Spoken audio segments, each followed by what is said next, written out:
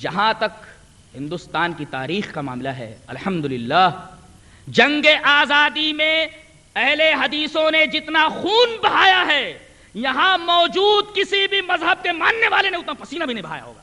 یاد رکھیے آپ، جنہوں نے تاریخ جنگ آزادی پڑھی ہے وہ اچھی طریقے سے واقف ہیں کہ آج ہندوستان جو آزاد ہوا ہے وہ اہل حدیثوں کے بہترین رول ادا کرنے کی وجہ سے. انہوں نے اتنا کچھ بہایا ہے خون، اتنا کسی آدمی نے، کسی مذہب کے ماننے والے نے پسینہ بھی نہیں بہایا ہوگا. آپ مسٹر برک، یہ ایک انگریز مورخ ہے، اس نے تحریک آزادی ہند پر ایک کتاب لکھی ہے جس کا ترجمہ حسام الدین صاحب نے تصویر کا دوسرا رخ کے نام سے کیا ہے. اس کے اندر انہوں نے لکھا ہے کہ برک کہتا ہے کہ میں نے بدبخت وہابیوں کو دیکھا کہ وہ عالم نظام بے حال تھے، انہیں گرم زمین کے اوپر برہنہ لٹا دیا گیا تھا اور سر سے پیر تک گرم تانبے سے ان کے بدن کو داغ دیا گیا تھا، وہ سسک رہے تھے. میں نے جب یہ روح فرسا منظر دیکھا تو میں نے اپنی پستول سے ان کو ختم کرنا ہی مناسب خیال کیا. یہ وہابی کون ہے؟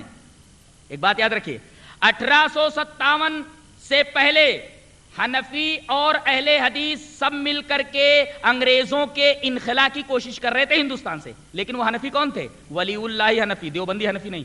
ولی اللہ حنفی میں اور دیوبندی حنفی میں فرق ہے. ولی اللہ حنفی کے اندر تقلید میں وہ جمود نہیں، وہ تعصب نہیں. لیکن 1857 کے بعد ان لوگوں کا بھی کوئی حصہ نہیں، صرف اور صرف اہل حدیث دکھائی دیتے ہیں الحمدللہ.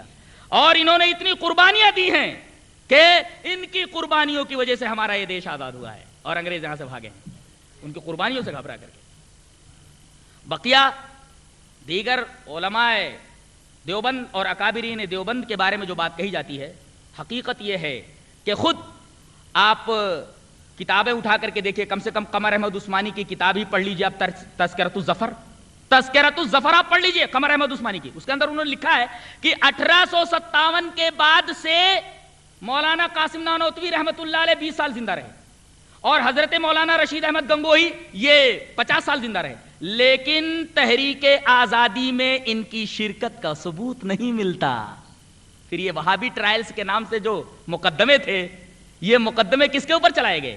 ظاہر ہے کہ یہ تمام کے تمام مقدمے اہل حدیثوں کے خلاف چلائے گئے. تذکرۃ الظفر کے اندر قمر احمد عثمانی خود کہتے ہیں کہ علماء دیوبند نے اس کے اندر کوئی حصہ نہیں لیا. بقیہ جو لوگ پکڑے گئے، مثلا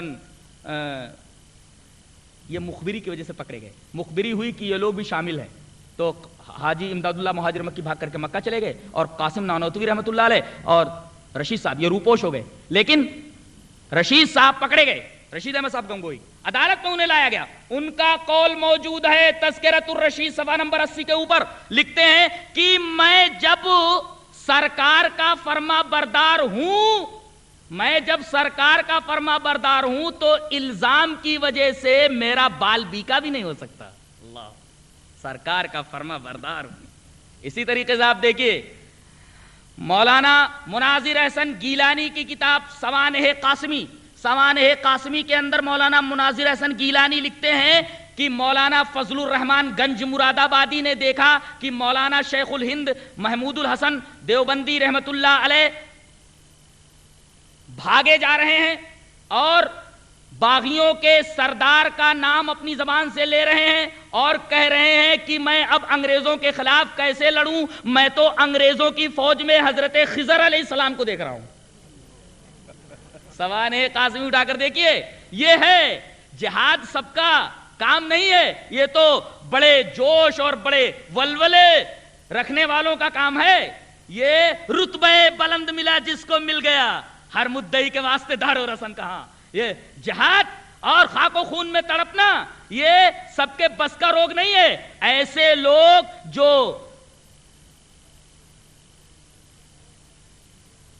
ہلکی طبیعت کے ہوتے ہیں، نرم طبیعت کے ہوتے ہیں، یہ میدان جہاد کے اندر کیسے اتر سکتے ہیں؟ انگریزوں کے خلاف کیسے اتریں گے؟ یہ حقائق کتابوں کے اندر موجود ہیں. آپ کتابیں اٹھا کر کے دیکھ لیجئے, حوالے دیے جا رہے ہیں کتابوں کے, آپ کتاب اٹھا کر کے دیکھ لیجئے. ہم اپنی طرف سے کوئی بات نہیں کہتے, جو بات کہی گئی ہے دلائل کی روشنی میں کہی گئی ہے. تو ہم کو کہا جا رہا انگریز کا بچہ, گالیاں دی, یہ انگریز کا بچہ. ارے ہم انگریز کے بچے ہیں؟ ہم نے تو خون بہایا ہے.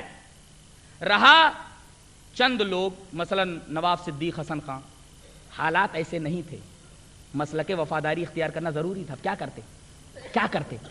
اسی طریقے سے محمد حسین بٹالوی رحمۃ اللہ علیہ کے بارے میں جو بات کہی گئی وہ حقیقت سے بالکل دور ہے. حضرت محمد حسین بٹالوی رحمۃ اللہ علیہ نے دیکھا کہ 50 سال سے یہ تحریک چل رہی ہے, اس کا نتیجہ کیا نکلا.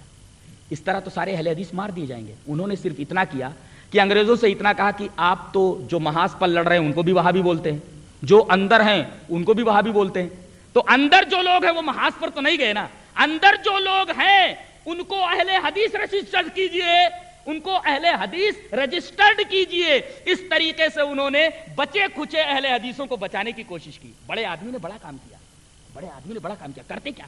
یہ وہی بات ہے کہ رسول اللہ صلی اللہ علیہ وسلم نے میدان بدر میں جب قلیل تعداد مسلمانوں کی دیکھی تو دعا کی اللہ سے, اے اللہ اگر آج اس میدان جنگ میں مسلمانوں کی یہ قلیل تعداد مار دی گئی تو قیامت تک اس روئے زمین کے اوپر تیرا نام لیوا کوئی نہیں رہے گا. حضرت محمد حسین بٹالوی رحمۃ اللہ علیہ نے ایک بڑا فیصلہ کیا کہ بچے کھچے جو اہل حدیث ہیں ان کو کسی طریقے سے بچا لیا جائے, ورنہ جہاد کے لیے راہیں ہموار نہیں ہوں گی. انگریزوں کو ہندوستان سے کیسے بھگایا جائے گا, کس طریقے سے ان کو یہاں سے ہٹایا جائے گا. قربانیاں دینے والے تو یہی لوگ ہیں. اگر یہی لوگ سب ختم ہو گئے ایک ایک کر کے تو پھر انگریزوں کے خلاف میدان جنگ میں نبردازمہ کون ہوگا؟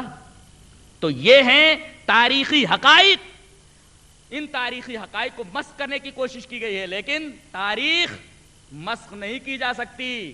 تاریخ ہے, وہ سچائی کو کہیں نہ کہیں ظاہر کر ہی دیتی ہے, کتنا ہی اس کے اوپر پردہ ڈالا جائے. جہاں